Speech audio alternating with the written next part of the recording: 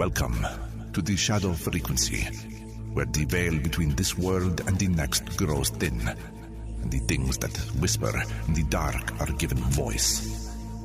From the cryptic candlelit studios, deep in the Indiana forests, your host, Matt Wilson, and his spectral producer, Juniper Ravenwood, unearth the forbidden, the forgotten, and the fearsome. So, still your heart, dim the light, and listen closely. For once you tune into the shadow frequency, you may never tune out.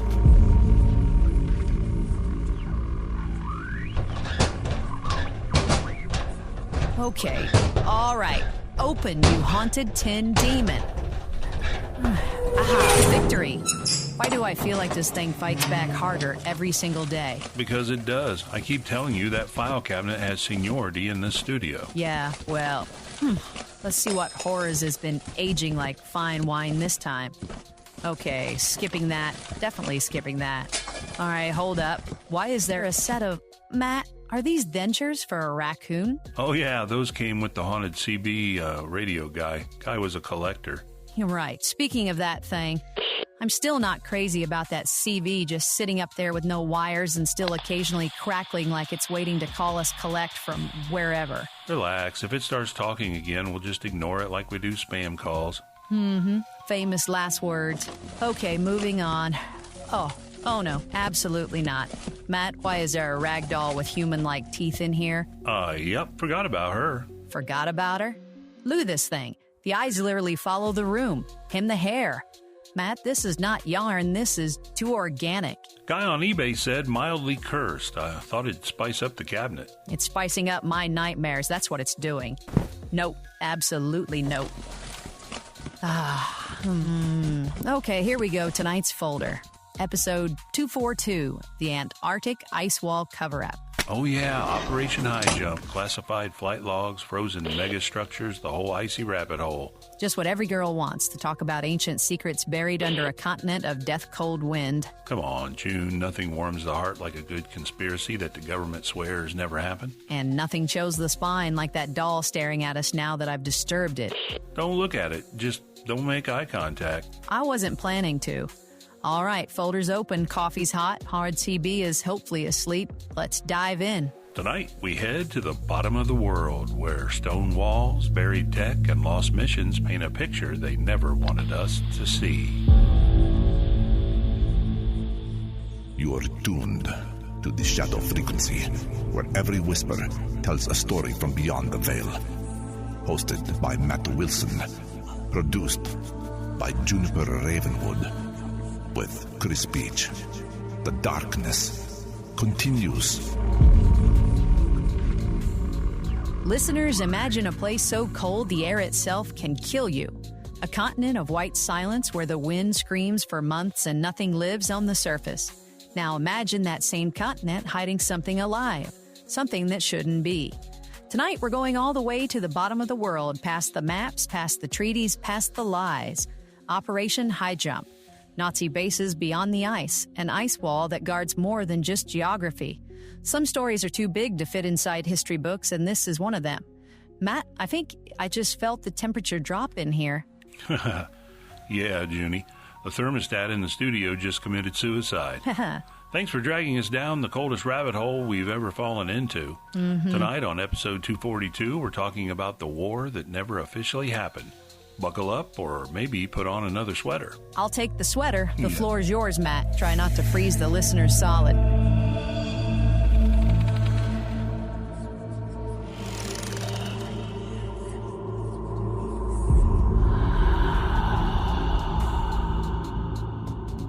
First off, Juniper, thanks for digging into the deepest, frostiest corner of the file cabinet for this one.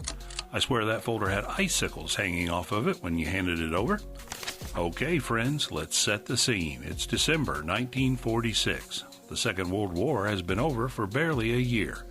Most of Europe is still smoldering, and America is supposed to be winding down. Right? Demobilizing, bringing the boys home.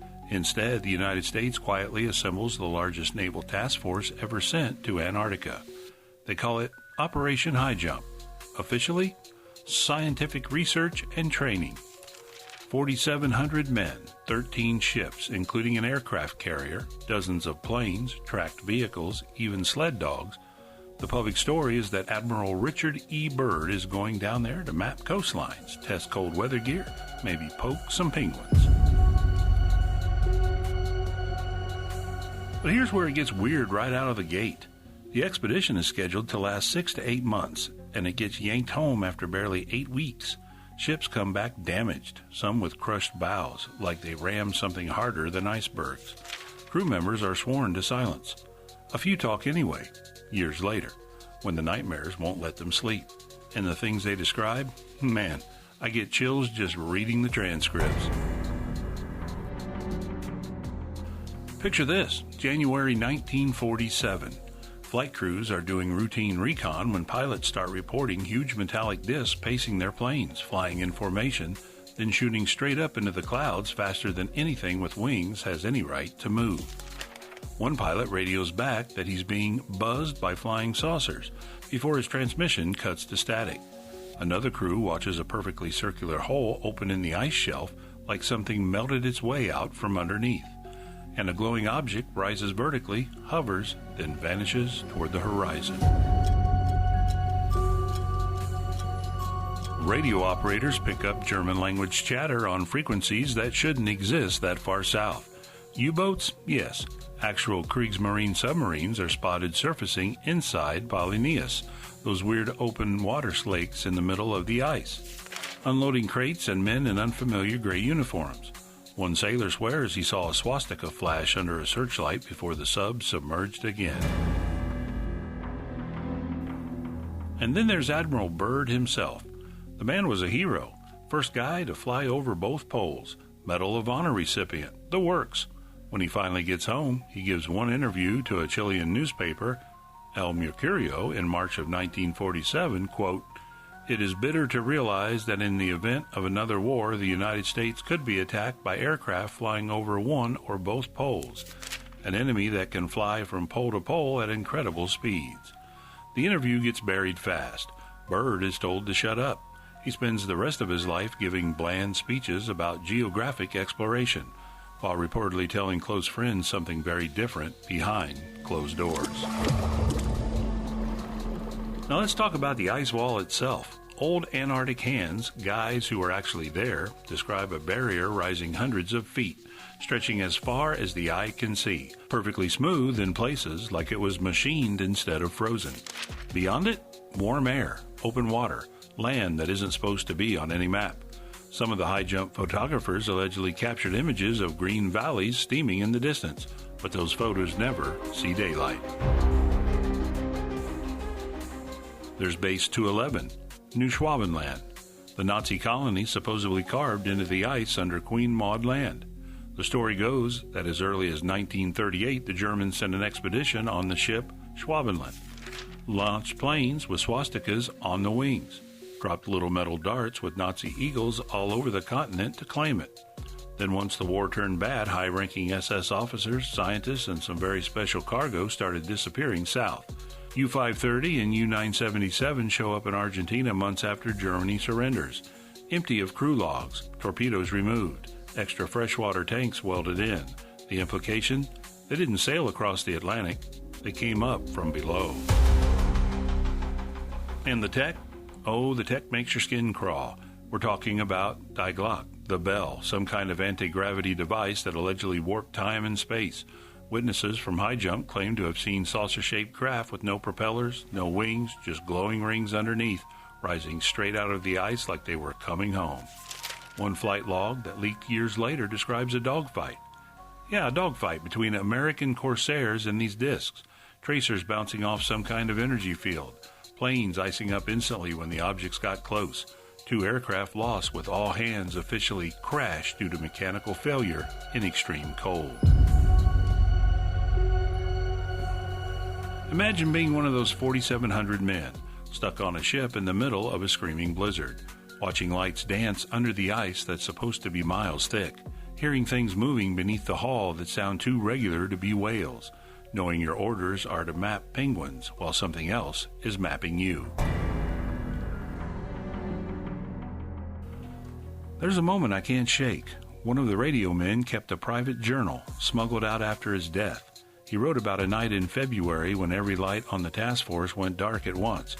Total blackout. Then a low humming that made teeth ache. The ice groaned like it was alive, and for 3 full minutes every compass spun wildly. When power came back, half the expedition's chronometers were wrong. Some fast, some slow. By hours. No explanation.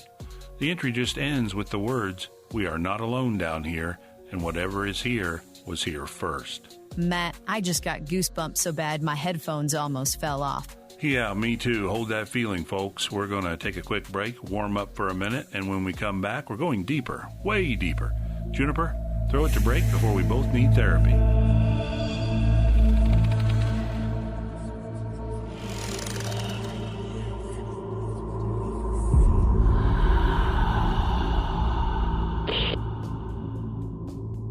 Okay, wow, I need to go stand near the space heater for a second. Listeners, if you're feeling that same chill crawling up your spine right now, you're not alone. We just scratched the surface of Operation Highjump and whatever the hell is hiding beyond that ice wall. What do you think so far? Are we crazy? Are we finally asking the right questions? Hang tight, we've got Chris Beach coming up with a quick word, then the mailbag, and then Matt's dragging us even further south. Don't touch that dial. Thanks, Juniper. Hey everybody, Chris Beach here. And listen, if you love the ritual of great coffee but don't always want the full caffeine blast, you've got to check out Savarista Coffee. They craft premium decaf and half-calf blends with bold, rich flavours, all made from high-altitude, hand-picked Arabica beans. Everything's naturally decaffeinated using water or sugarcane-based methods, so there are zero harsh chemicals. Savarista works directly with farmers from Colombia, Ethiopia, Rwanda, and more. And their small batch roasting brings out those incredible flavour notes, like the chocolatey smooth profile in their Colombian Inspiration decaf. And here's the best part. Shadow Frequency listeners get 25% off any product with the promo code SHADOW25 at savarista.com.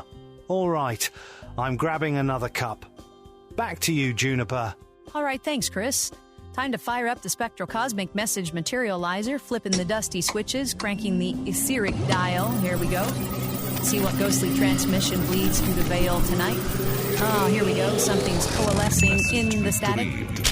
A little envelope made of moonlight and frost. Let's crack it open.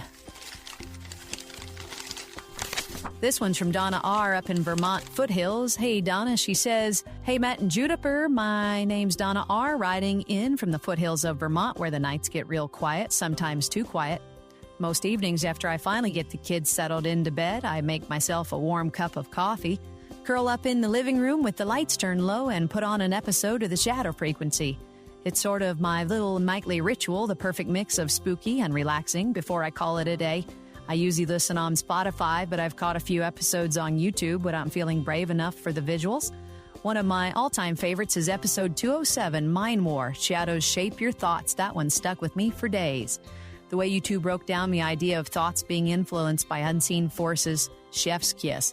I love when you dive into the psychological and supernatural. Crossover episodes like that, hauntings, consciousness anomalies, anything that feels both paranormal and personal. I just wanted to say thank you for keeping me company during those quiet Vermont nights. Your show is like having friends over to swap creepy stories, only with better research and way better delivery. Keep the static rolling, Donna R. Vermont. And Donna, I really appreciate all the emojis that you put in your email to kind of highlight things you were talking about. I love the where you put kids settled into bed and you put a laughing emoji beside it that I almost laughed there. That's pretty good. Well, you just melted the ice we've been sitting in for the last 20 minutes, though. Thank you. Episode 207 still freaks me out, too. Pretty sure something listened along with me that night. Everybody go send Donna some love, and if you want your message read on the air, hit us at shadowpodcast@protonmail.com. All right, Matt, I've thought out enough. Take us back into the freezer. You are tuned to the Shadow Frequency, where every whisper tells a story from beyond the veil. The darkness continues. Oh, for God's sake. Oh, my God. Yeah, Haunted CB is restless tonight.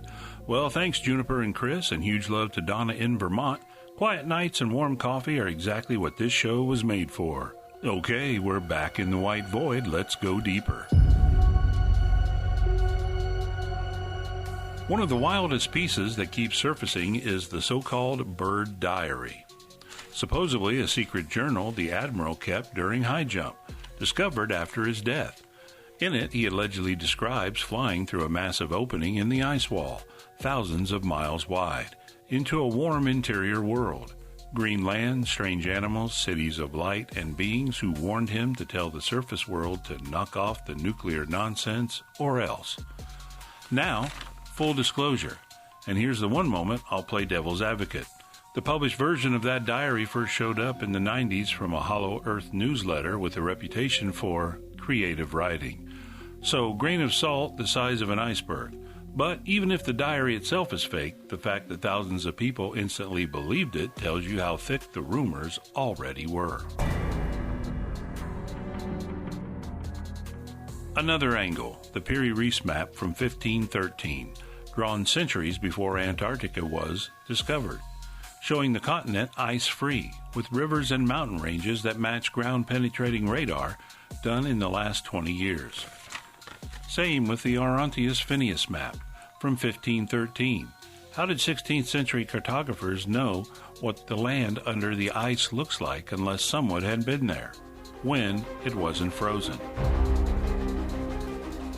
Then there's the seismic data.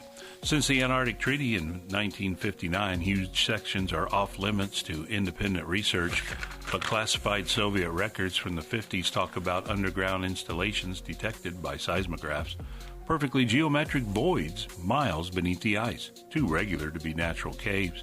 The official line? Subglacial lakes. Sure, lakes with right angles. Here's where I'll drop the single skeptical note you asked for, just so nobody accuses us of drinking the entire punch bowl. Some of this damage to high-jump ships can be explained by pack ice and storm surges. Antarctica is brutal, and the Navy underestimated it. A lot of the flying saucer sightings match up with weird atmospheric phenomena. Superior mirages, sundogs, ice blink, that can make aircraft look like they're doing impossible maneuvers. And Admiral Byrd's pole-to-pole quote, he might have just been talking about Soviet bombers using polar routes. Cold War paranoia in full swing.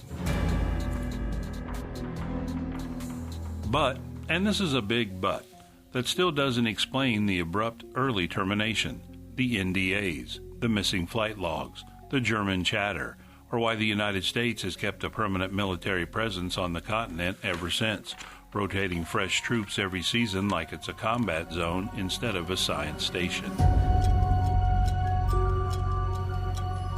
The creepiest detail I saved for last, in 1958, Operation Argus, 3 nuclear explosions detonated 300 miles above the South Atlantic. Officially, to study the Van Allen belts. Unofficially, some researchers claim the blasts were aimed at closing an electromagnetic doorway near the Weddell Sea that Highjump accidentally opened. After Argus, the UFO sightings in Antarctica drop off dramatically, almost like somebody slammed a gate shut and threw away the key. So where does that leave us? A continent that's bigger every time they remeasure it? Treaties signed by dozens of nations saying nobody owns it, yet nobody's allowed to really explore huge chunks of it? Satellites that mysteriously glitch out over certain coordinates, and every few years another whistleblower, pilot, scientist, contractor, comes forward with a story about hangars built into the ice, reverse-engineered craft, or things watching from beneath. I don't know what's down there, friends. Maybe it's the last remnants of a defeated Reich hiding with technology we still don't understand. Maybe it's older than any flag, older than any nation, something that was waiting under the ice long before humans ever drew borders. Or maybe the coldest place on Earth is the one place warm enough to hide the truth from all of us. Whatever it is, it's still there, and sometimes late at night when the wind howls just right across those endless miles of ice, you can almost hear it humming. Okay, I officially regret every joke I made about wanting to visit Antarctica. Yeah. Matt, you just ruined penguins for me forever. Good. They were in on it the whole time. Folks, that's our file on Operation Highjump and the Antarctic ice wall cover-up. Sleep tight or don't. Juniper, close us out before something crawls through the speakers.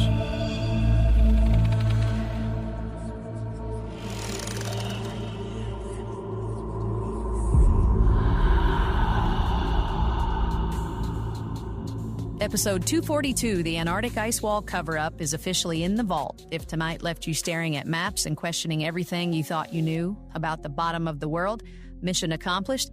Huge thanks to Donna for the beautiful mailbag and to all of you braving the cold with us. If you've got your own frozen secrets, weird polar encounters, or just want to say hi, slide it in to shadowpodcast@protonmail.com.